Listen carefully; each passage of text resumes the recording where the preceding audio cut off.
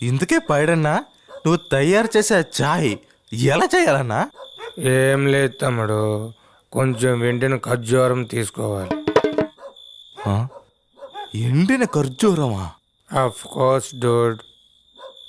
ఎంత? కావలసినంత. అది క్లారిటీ. ఇప్పుడు దాన్ని తీసుకువెళ్ళి పాలలో వేయాలి. అదెంత? అది కూడా కావలసినంత.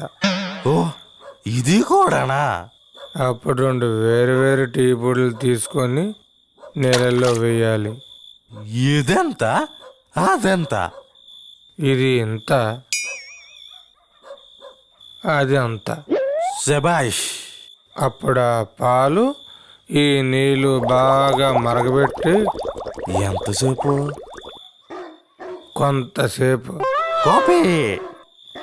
అప్పుడు ఈ పాలను కప్పులో వేసి దాంట్లో కాస్త డికాషన్ పోసి కలపాలా?